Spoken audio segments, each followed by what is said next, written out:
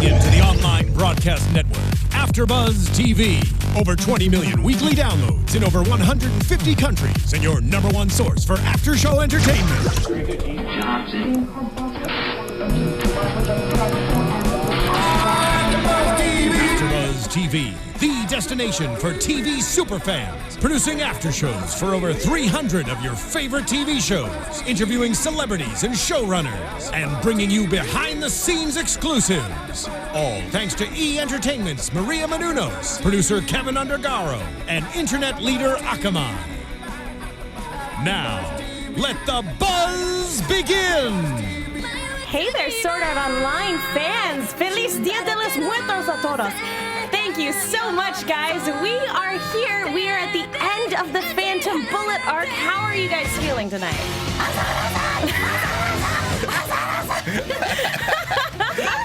That's one way to put it, yes. Yeah. Also very satisfied because I don't think we've ever called anything quite this thoroughly. I know. Here we go. Thank you, Steven. Why did you have that cute? He's like, it's my ringtone. Because he's Steven. Yeah, This is actually worse without the image. yeah, Yeah. super bad. Steven cut the audio. It's pretty terrible. No, Steven, that's enough. Seriously. Anyway, also we can't understand it. It's in Japanese. We're just gonna have the next 10 minutes of this guy freaking out in the background. Can we get to the part where Kirito kicks him in the face? Because that was pretty great. It sounds like it's like a loop. I think it's a loop, guys. It was a loop. Oh, for God's sakes. That makes sense. But What is it, anyway, Asada-san for 10 hours? anyway, Probably. joining me on the panel tonight, Tauri Miller. Katie Cullen. We've got Stephen Lemieux in the booth on the ones and twos, and or right here in the studio. And I'm your host, Megan Salinas. Guys, yeah, I think that basically sums it up. We called it. We called it, and we're awesome. The phone. No more! We're done with that. Dude, I will come in the booth and knock you over. We will have a repeat of If we're Ruby. gonna do that, then you need to pull up audio cues from Scream and play some Roger Jackson in here. Do you like scary movies? What's your favorite? Anyway, I'm more of a puzzle game person. Guys- Goodbye forever. I'm really, like, all jokes aside and all creepiness aside, thank you for that. Yeah, that was messed up.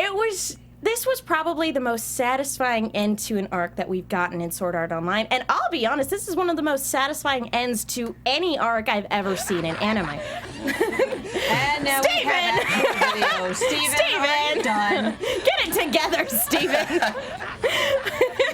That's gonna Steven, be the do I have episode, to come into guys. that booth? Get out now. I told you, I'm gonna go into that booth and I'm gonna knock you over and we are gonna have a repeat of what happened on Ruby last week. Can I just say how weird his teeth are? He's got really weird teeth. Yeah. Anyway, Steven, when you're done playing that on a loop, I'd like to actually talk about the episode. Yeah, that'd be because great. it's pretty great. Steven, it's no longer funny. Thank you, Steven. Anyway, so guys, we start off exactly where we left off, with Kirito getting his butt handed to him in the middle of the fight. And as he's fighting, Sinon, I almost called her Asada because we've been screaming Asada-san for the last 10 minutes. We have. Well, Sinon is looking on, and she's like, I wish I could help because her scope is broken. She's still got her gun intact, but obviously from this, she's going to have a lot harder time aiming. And it's in the middle of a fight, so chances are Kirito could get hit as well. Mm-hmm. So that's kind of a problem. But as they're fighting, Kirito has another convenient flashback. And I do have... That is what they are, isn't it? Yeah, and I do have a little bit of an issue with this. Just because I feel like they could have laid the groundwork a little bit better, because the way Sword Art Online was presented to us and the way this particular arc was presented to us, unless you read the light novels, there was literally no way to guess who it was, because we didn't have this guy's name. And so the True. only way we could find out who he was is if Kirito remembered it, or if this guy said, oh, by the way, I'm so-and-so. So I have a little bit of issue with that because I like my mysteries to give me enough pieces at the middle to where everything makes sense when you come together. They don't say his name in the light information. novels. Oh, really? Really? Yeah, there's no mention of this event in the light novels until now in the show. Okay, so it really is. So it really was shoddy workmanship. Well, no, and again, I can understand the flip side argument because this was a repressed memory. So I Right. do get that as well. But the murder mystery side, the murder mystery fan of me goes, come on, you should have given us something to be able to piece it all together. I don't know, what do you guys think? Well, but he wasn't an established character. I could see if it was the guy who was wielding the knife in the first arc, where you're like, okay, we've seen this guy, we know about him. But this it's like, all right, the mystery is as much mystery to Kirito as it is to us. So it's like, I guess I feel it more through him as opposed to being like, all right, I gotta piece these puzzles together. Well, You know? they did it the same as Sugu. Is you didn't meet Sugu until that one point in the story, and they introduce him. And this is the same way. You create the history through flashbacks, and you create the history through how the character interacts with the other characters. Well, Yeah. honestly, I think the one way they could have fixed this is right now they added this flashback of the debriefing before they went, or the briefing rather, before they went in to go take on Laughing Coffin, and we saw the chart of all of the known identities, et cetera, et cetera. If they'd had that part of the flashback with the actual flashback that we saw way back when as well, that at least would have laid some of the groundwork. So we could at least have a flash of, it could be all of these people. Yeah. And then Kirito remembering it again and going, oh, that guy, as opposed to, we're meeting now for the very first time. Yeah, and again, I can understand both sides of it because, again, repressed memory, and so there's going to be a lot of, unreliable memory issues there because obviously this was a very traumatic event. But again, just that part of me that loves Agatha Christie novels and everything like that, it's nice to be able to put everything together. That being said, Kirito is able to remember, and it ends up being a member of Laughing Coffin named Red-Eyed Zaza. That is a dumb name, Death Gun. Death Gun is a way better name. Does anybody know what Red-Eyed Zaza means? Because that's just silly. It sounds like just a plain old username. Like you're like, all right, my character has red eyes and za and za. That sounds cool. To be fair, he wonder- might have not started off as a psychopath. And I have to wonder if the characters that they use to write Zaza mean anything, because that's not something we have in English. A is A, full stop, done.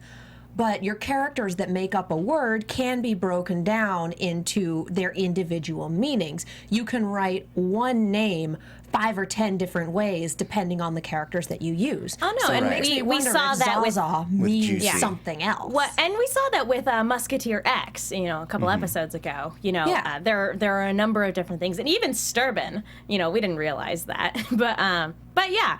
So Red-Eyed Zaza, unless Zaza means something really cool, I think it's a pretty silly name. Like in Muppet Treasure Island when they're doing the roll call of all the pirates.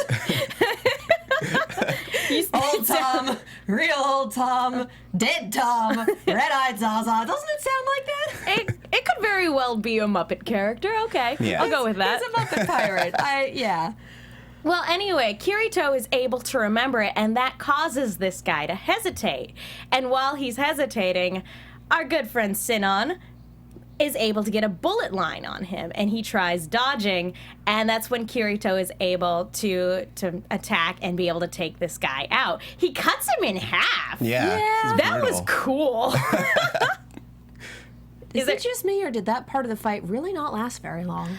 It was well animated. It was great. But I mean, this is something we see a lot in anime and a lot in Sword Art and Online. Is we leave on a cliffhanger and then the big climactic fight is over relatively quickly. Yeah. That's true. Yeah. So, go ahead. I was saying, and he said all he needed was like a minute, or a second, Yeah. just to like get an opening, and then he entered God mode, and it was over from that point on. Yeah. And- Shonen protagonist. And in the real world, we have Asuna and Yui holding his hand at the hospital, which was really sweet. It's very cute. I am still a little bit annoyed that Where did she go? Where did she go? Wait, what? Asuna. And the next part, Kirito runs over to, Oh, the next Where's part. Asuna? Okay. Carne asada-san. For those of you listening to the podcast, Steven did a Photoshop of Shinkawa looking at carne asada and screaming, carne asada-san. Steven, no. That is a much funnier joke than playing it on a loop. I can appreciate that one. Because carne asada sounds delicious. It really is. Steven. Oh, and Katie's face palming. Anyway, so before he's pronounced dead, you know, basically Death Gun, I almost called him Death Note, but Death Gun is basically telling Kirito that it's not over. You know, just because he thinks he's won, it doesn't mean it doesn't mean he's actually won. And so he and Sinon have a moment to talk, and, you know, this is a victory. This is great for them. Though there's probably still a killer standing over your comatose body right now. So, when you wake up, be careful. Yeah, theoretically, the guy has gone. Theoretically. But that's still not super, it's still not super comforting. There's this phenomenon known as sour grapes. Yeah. And that's definitely a drawback to this kind of victory, is that she's not necessarily safe when she wakes up. But they are the two remaining tournament players. And so instead of deciding to fight one another for the tournament title, Sinon basically decides that it wouldn't be worth it to beat Kirito in this state because he's been beaten to hell and back. And so she's like, you know what? Let's call it a draw, and we'll fight. We'll duke it out again at the next one. And I really liked that. And It's like the Hunger Games. Yeah. Well, I really appreciated this entire sequence, just the way she contributed in the fight, and the way that they come to this, you know, agreement. It's just a lot of mutual respect Yes. on both their parts. And she never fell in love with him. And she hasn't fallen in love with him, and I love that mutual respect. I feel like it's undermined a lot by the fan service that they do, and, you know, the past couple episodes, which is kind of the frustrating thing, is because it's like you go from treating this character with so much respect to showing her ass. lots and lots of shots of her ass. And yeah, it's so frustrating, but in this particular moment, I was wholly satisfied with the way they handled this. Yes. Yeah. Sorry. Is that really all we got? I went off on a rant there. Sorry, I didn't mean to. You've summed it up. Yeah, pretty much. Sorry, guys. No, No, you're good. that's what you're here for. But yeah, it was really good. Like it really was touching. Just like that last moment where she hugs him and then they blow up. Yeah. She pulls out a grenade, and Kirito's like, what? Tosses it to him, and he's doing the whole juggling, my competence is gone for comedy, what do I do? Right. Grabs him, hugs him with the grenade between them. It blows both of them up, and so they are co-winners. Yeah, and it's a tie, and I really appreciate that. You know, It's like again. soccer. You can tie, and it counts. Yep. And so they're both We're not the going into champions. sudden death. Although Oh, wait. Kirito has forfeited his winnings because he never put in his personal information. Which was probably smart because there was a guy murdering people. Yeah. But that means Sinon gets the winnings. Yay! And the government's paying Kirito anyway. Yeah. Hopefully a lot. So I would hey, hope winner. so. But basically, she logs out, and we have this really well-done sequence where she goes through her apartment very meticulously, looking for someone who might have been hiding somewhere. And again, we get back into scary movie territory, and this whole sequence, it was very, very nerve-wracking. The and animation style changes. Yeah. It's very well rendered, and yeah. everything it's photorealistic essentially, which is Creepy. great. Yeah. Really creepy. Yeah, it adds really good so atmosphere. much to the tension, and I feel like Ghostface is going to pop out at any second. He's going to pop out of the closet somewhere. I'm in the house. Know Pretty where I much. am. Pretty much. And What door am I at? your call. Anyway, and for those of you who haven't seen Scream, go see Scream. For those of you who haven't seen Scream, yeah, we've pretty much spoiled it in our discussions of this, but you still need to see it. And we're not going to It's- stop. No. It's over 10 years old. Go see it if you haven't seen it already. But anyway. Go see all of them. Drink heavily through the third one, and then watch the fourth, because fourth it's one's good. actually good. But anyway, going back to Unless you're underage, don't drink at all. as you know, as she's basically come to the conclusion that there's no one there when she gets someone at the door, and it turns out it's her good buddy Candygram. Shinkawa. Yeah. Oh, Shinkawa, or as we've been calling him for weeks, Billy Loomis. And To the point where they're interchangeable at this point. they really are. It's kind of unnerving, although Shinkawa, when he's pretending to be supportive, is actually way more supportive. Shinkawa's a lot better about putting on a good face than Billy was. Well, and the music department for Scream always put the scare chord over Billy showing up on screen. They put it over all sorts of people, mind you, but it was always on Billy when he just pop in from the side of the screen and go, hi. Hi! Shinkawa doesn't get the scare chords. The music department isn't quite that obvious this time. Again, this was a very well done scene with very good build up because he comes in congratulating her. He's pretending to be so happy for his friend. And then, as they're talking, he's like, hey, you promised, remember, now that you're the winner, I get to be your boyfriend, right? And she's like, buddy, pal, friend. What part of I need time do you not understand? It's been like 4 hours. And then what we see is basically just this guy coming completely unhinged. We see him basically pull out the syringe and basically hold it to her and basically go, hey, look, don't move or I'm going to inject you with this and you will die. Yeah. And it's this really futuristic plastic syringe. It's not the big glass tube with needle that we come to expect. It's this little triangular thing that fits in your pocket. And actually, they throw in like a little moment that was actually something that passed completely under our radar. His father wants him to be a doctor.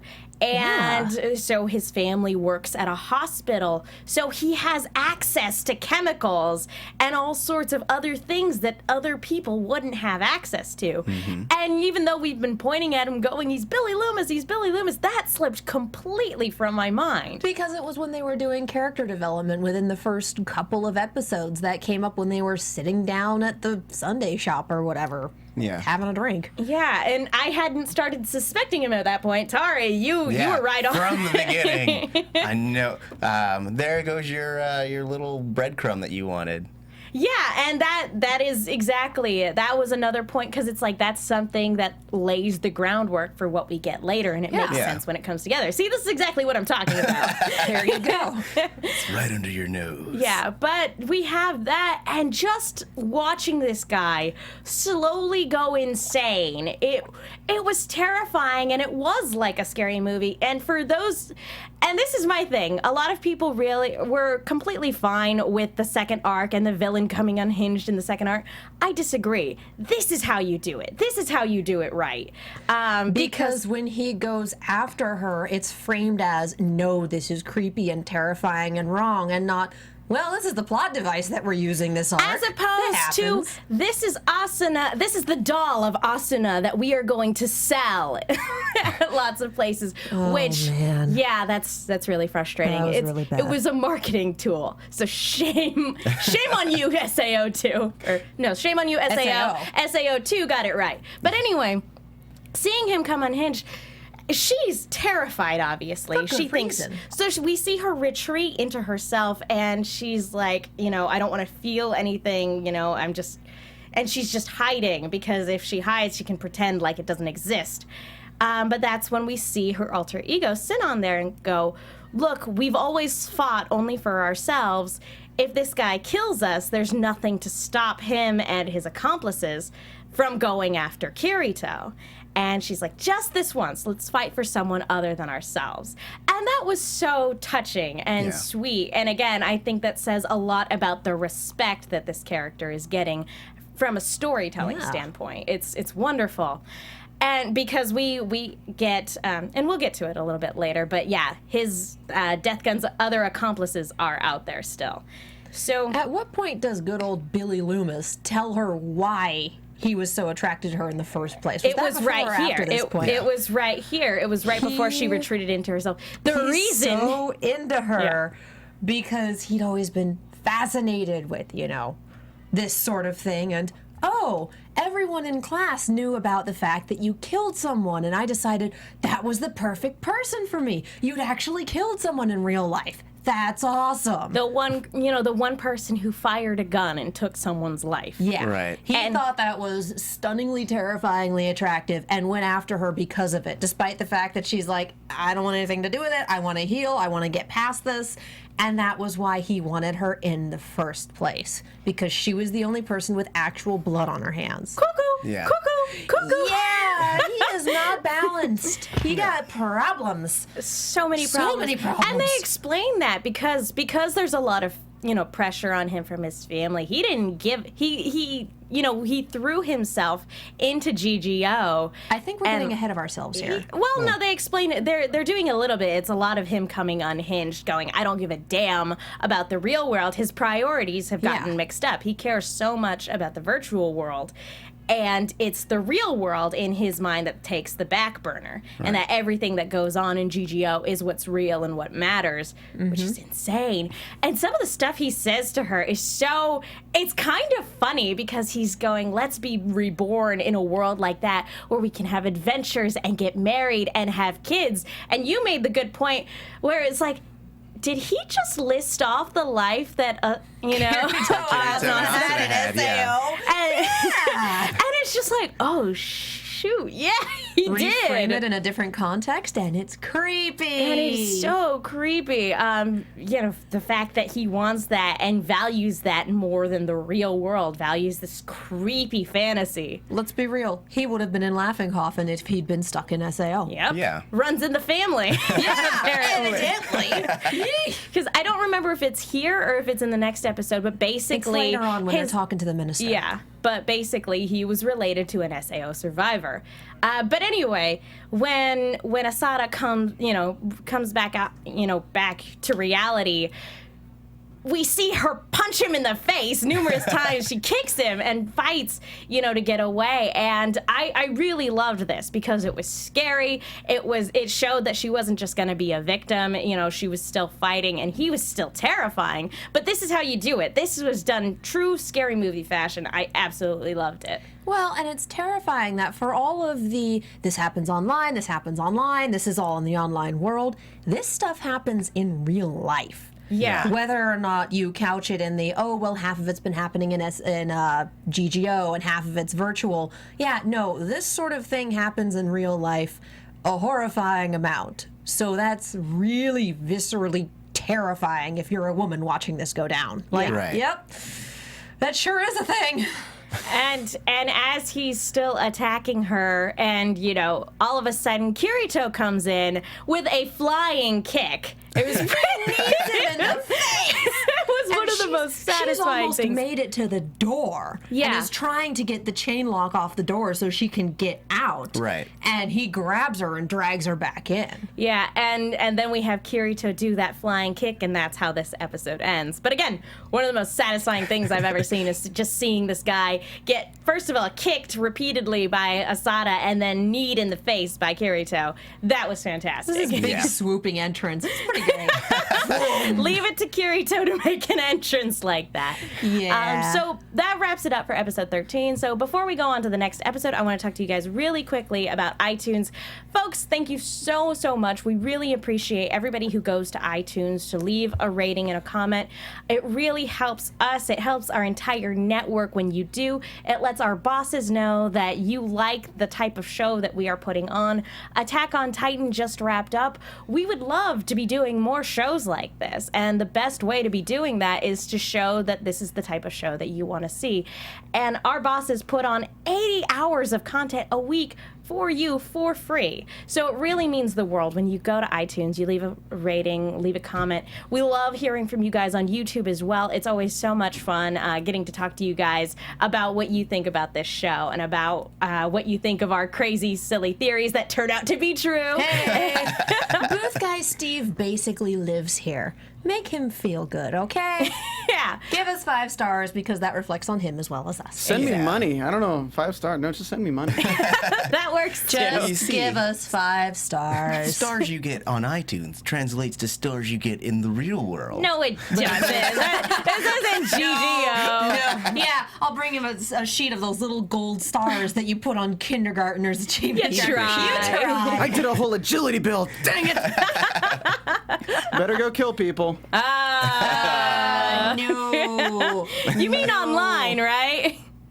Crickets. No. Anyway, That got dark. it's Halloween. That's the summary of this series, of this part of the series. Nah, cut that out. Yeah. Cut that out, Steven. Give him stars so he doesn't do stuff like that anymore. Anyway, so that wraps it up for episode 13, and we pick up right where we leave off with episode 14, One Small Setup. And I really love that because, again, the first shot that we see is Kirito coming in and kneeing this guy in the face. And as they're fighting, Kirito's screaming at Asada to run.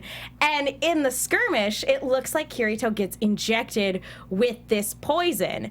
And that, terrifies Asada. And she picks up her boombox. And it is a boombox, Yeah. guys. This And- is the sort of thing that people in the 80s would carry on their shoulders. It's big. And I just loved because I see her raise it above her head, and the only thing I can think of to say is, "This is my boombox!" And it comes crashing down on his head, and he's knocked out, down for the count. See, for me, that's in like Billy Loomis, out like Stu. Yeah, I always had a thing for you, Asada. In your dreams, and drops the boombox on his head. Out like Stu. Pretty much. Again, for Except anybody who he hasn't seen- survived this one. Yeah. Without massive cranial trauma, evidently. Yeah, I was surprised. Didn't even but break his nose. Yeah, he's still alive, but she goes to check on Kirito. Who is being all dramatic and, it hurts. I'm dying! So we rip open his shirt and there's this little black spot on his chest. Oh, what's that? Oh, I bet it's one of the electrodes from the heart monitor. I guess he tried to inject me there and it didn't take. Guess I'm not dying. And I'm like, the nurse is useless. Well, no, I mean, if it wasn't there, he'd be dead now. So Kirito is alive because Dumb luck. of dumb Yeah. luck. And in what world is they do little sticky things and they stick the wire on your chest. It's like a Band-Aid. How is that gonna stop a syringe? You know, I maybe it could. was- Oh, go ahead. Go ahead. Oh. They acted like it was hard plastic. It might have been because I know some places use the rubber ones. Like, have you ever had back treatment? Doesn't matter. For Yes, actually. electroback therapy, they use the rubber ones. So it was probably one of those. I'm assuming because that's the only way it could stop us. She Yeah. just left it on there. Well, Alright, no, whatever. I wouldn't. I would also not put it past him to have literally just jumped up from the bed, grabbed his clothes, and run on out. Yeah. Little Asuna just being like, Hi, honey. Bye, honey. I'll talk to you later. Bye. I'll call you soon. "Oh, him." That's what drove me crazy about this scene. Where the hell is Asuna? Because she's in the hotel room and what's to do? Wake up. Hi, I gotta go to another girl's house. Bye. Please explain that to her, to your virtual wife and real life girlfriend. Just like, And your virtual Tamagotchi child. how did she not? She didn't even show up. Nothing. It's like she disappeared from this it's scene, possible and that's that weird. It's possible, and I'm going off on a limb, but it's possible that he went ahead and asked her to go ahead and start doing the research on what we end up seeing at the end of this episode. Right. So it's possible that he just asked her to go do that, and or that he just said, "Hey, I'll see you at home, or I'll go do something. There's one more thing I've got to take care of." Right. I just find it really hard to believe that she would just let him swan off like that. She could have been calling the police. He rides a motorcycle, so there's a chance that he just jumped on there and been like, no time for 2 people. I would have It'll only loved to slow have me seen down. her just clobber him when he got back. Where have you been? Got the little Are you red insane? mark.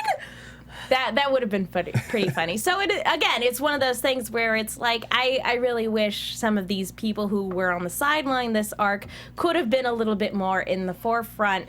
But Can still, we stop putting her on the back burner? yeah, that would be nice. It's freaking awesome that they give so much good character development to Asada and that they treat her so well, but can we extend that to the female protagonist we've had since episode or 2. really just all of our side characters, because I love the way, and I don't remember who this quote is attributed to, but like really well written side characters think they're the protagonist in their own story. That's villains.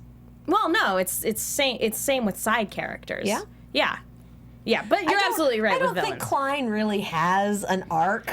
Let's be But no, real. that's how you His write them. story would be kind of boring. That's how you write them as people. True. Yeah, villains think of themselves as the hero of their own story, not necessarily the protagonist. But yeah, that's how you write them as people instead of just people who exist to support the lead. Right. Yeah, which is a lot of that's something we get a lot in anime. I'm going off on a lot of tangents. I apologize That's this evening. okay. It's anime It's theory, good stuff. story stuff. Yeah. Anyway, so I do love this moment of like the two of them, because she's the immediate reaction from her is, you are so lucky. It's ridiculous. But it is very sweet. Again, that they get to meet in real life, even though he's really, really dumb but lucky. And we didn't have to cart Kirito back to the hospital. Yeah, that's definitely a plus. Nurse is like, you've been gone for 5 minutes. What did you do?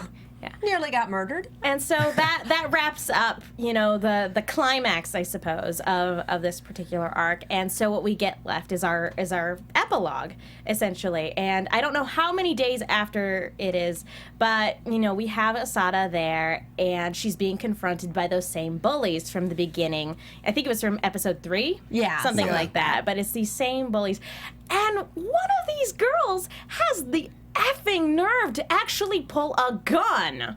I think it's an Asada. It was a airsoft BB gun. It But doesn't still, matter.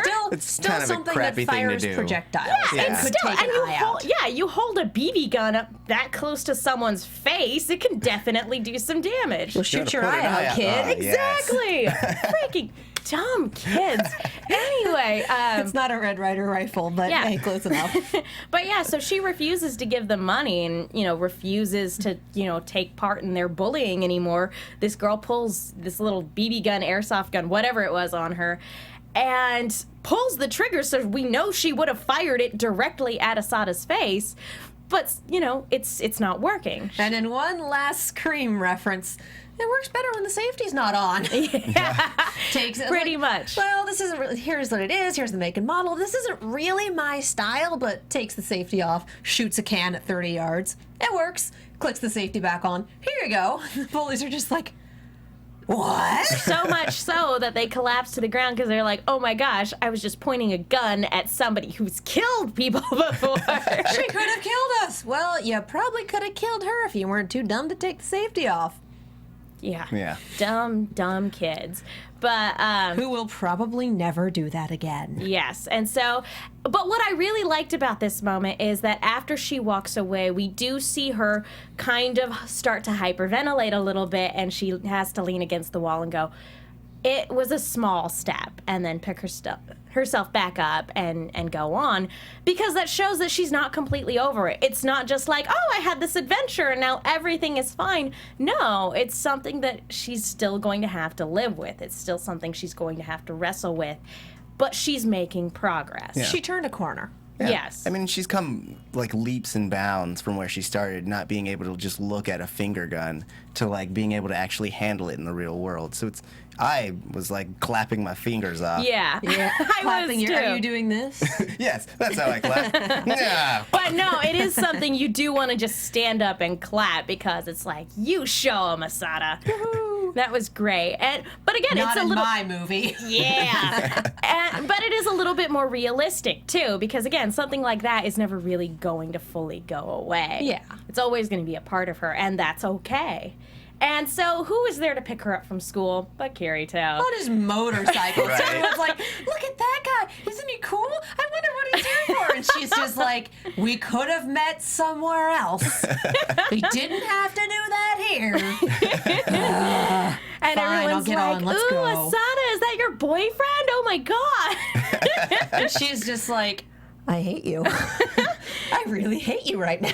So they drive on over to the ministers, and that's where we get a lot of the explanation for what was going on. And we find out that Shinkawa, his older brother, was not only an SAO survivor, but obviously a member of Laughing Coffin. Red Eye Zaza. Yeah, exactly. And that actually, originally, it was Shinkawa as Death Gun in the game. In the game during that cafe scene at the very beginning. And they started orchestrating this whole thing, like just them talking about it. It's probably very similar to, the way real life shootings go on. It just starts off as, An idea. And then they start to talk about it, and then they start to get more serious with it, and it just progresses from there. And then there was another member of Laughing Coffin that they pulled into it as well. I don't remember the guy's name. Did he have a name? He did. He was the guy who wore like a black that other bag over his head. Essentially. Don't look at The me. knife users. Horrible. Yeah, I don't remember his name, but It just started because Shinkawa was pissed off at that guy for saying, "Oh yeah, this build is the way to go. This build is the way to go." Just kidding. It was actually this build the whole time, and now I'm better than all of you. And Shinkawa, living his life in GGO and taking this guy's advice and being so ticked off that, oh, by the way, he wasn't exactly telling the truth there. Like, well, now he has to die. Right. Like Yeah. in the real world. It's like- actually die. It's like if someone gave you insider information on stocks and... Which is illegal to begin with. Yeah. Well, of course, but that's essentially the thought behind since the whole real process. money is at stake in GGO, True. that is not a bad analogy. Yeah. But I feel like the money wasn't a thing for Shinkawa. He would have been happy to be stuck in SAO, let's be real. Yeah. And again, that kind of makes sense because his brother, probably from his eyes, lived this adventure, where that's so fantasy different from the real world, but it was real for all intents and purposes. It was real for this guy. And we also get a little bit of backstory that the older brother was actually very sickly, and so their father basically passed, down the responsibility of, okay, well, you become a doctor. You're the one that's eventually going to take over The family hospital. Exactly. And To so Shinkawa. that puts a lot of pressure on the younger brother, and probably disheartens the older brother. But strangely enough, that never affected their relationship. They were still close, but it probably caused a lot of animosity between them and their father. Yeah. Bonded by murder. But yeah, and so they bring in this other member of Laughing Coffin. So the brothers are both incarcerated, but this other guy is still on the loose. Yeah. Presumably they'll be able to track him down, but it's one of those things where it's like, he's still out there. I'd imagine there are quite a few members of Laughing Coffin who are still out there. Yeah. And just not making as big a splash as these guys did in GGO. Honestly, Yeah. prior to this, I thought it was every surviving member of Laughing Coffin back. But Yeah. I guess maybe not all of them are as petty as that. Maybe with some of them being back in the real world, they're like, no, dudes, we have to lay low. Yeah. There are actual consequences here. We don't want people to know that we murdered people. And it's like watching people do this in GGO going, oh my God. But Damn yeah, it, Zalzal's at it again. I was really surprised to find out that there were only 3 of them, because after Yeah. we started calling it Scream, we started speculating that there were multiple people, waiting at numerous homes, and really it was only 2 at a time. Yeah. I think that's one of the only few aspects that we were off on. And the other one was that we thought they were a member of the Japanese translation, the Japanese servers for the game, and that didn't come up at all. But it is interesting because Asada, she's still asking about Shinkawa because he's making a recovery, but he's not really talking. And she plans on visiting him at some point because there's something she wants to tell him, and we don't know what that is. I And, never liked you. but, just the I fact... always hated you the most. Turn the knife. But just the fact that she has the courage to go and do that, because the human reaction would be exactly what Kirito did. Just, I don't even want to know your name. I'm going to forget that this ever happened. After this, I'm never going to see you again. But just the fact that she has the courage to go, you know what, I have something to say to him, so I'm going to go do that. And we don't ever get to see that scene. But, like, again, that's very interesting to note. It might show up in flashback later. Maybe. But anyway, we're running short on time. So after the minister's office, they go down to the Dicey Cafe, where Asada gets introduced to Liz, who's Ritska? I don't remember her real life name. It's just Liz. She's Liz. Let's be real. But she gets introduced to Liz and Asuna, and what they've done, they actually did research, and they went down to the place where the shooting took place. And at first, Asada is really angry with them because Kirito has shared her secret, and it wasn't any of their business. But what they do is they let in somebody who's been waiting in the hall, and it turns out it's one of the women who was one of the employees at the post office. And her 4-year-old girl. And her tiny, adorable little girl. And she basically says that she was pregnant during that attack, and that if Asada hadn't done what she did, she would have died. She would have been killed, and that little girl wouldn't be alive today. Yeah. And But that means that this shooting was less than 5 years ago. That's not a long time. I'd assumed it was 8, 10 anime ages. What are they? Again, kids in anime are usually middle school, high school, early high school. So, and Asada is early high school. So she was still conceivably 9 or 8 when this happened, even though it wasn't that long ago. But what we have, it's so touching. And I'm not going to lie, I cried a little bit. I'm not too big to admit that, but this scene touched me very, very deeply. I don't know. What did you guys think? Did you guys cry? I cried. Go ahead. I was on the brink. I had already been so joyous from previous scenes that I was like, all right, this is exactly what I needed.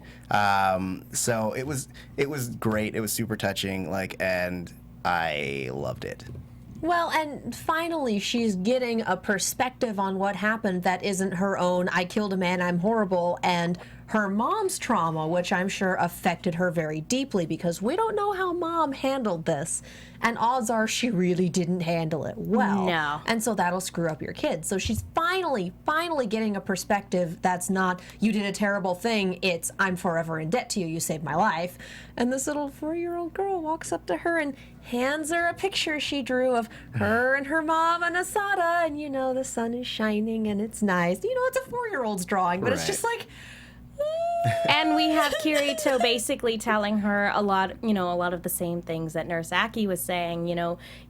There some good came out of it, basically. But all in all, I'd say this was the perfect way to end this arc. And I think that basically wraps it up. We're out of time. Do you guys have any final thoughts on this particular arc, or just these episodes? yeah. No more of that. It's over. It's over He's now. already playing the music. I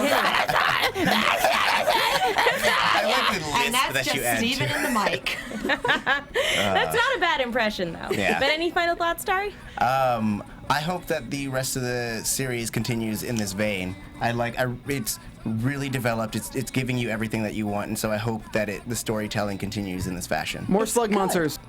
No, more slug monsters. No. But yeah, I agree. It's good. I agree. I thought this was the perfect way to wrap everything up. Folks, thank you so much. We're still going to be covering the rest of SAO as we go into this next arc, so we're very much looking forward to that. Tauri Miller, where can the people find you? You can find me on Twitter at TauriJ, that's TauriJay. You can also find me on other assorted panels like The Legend of Korra coming up next. Katie. I'm Katie Cullen. You can find me on Twitter and Tumblr at Kiaxet, that's Kiaxet. You can also find me on Z Nation and Star Wars Rebels. Steven. Here, doing a lot of shows.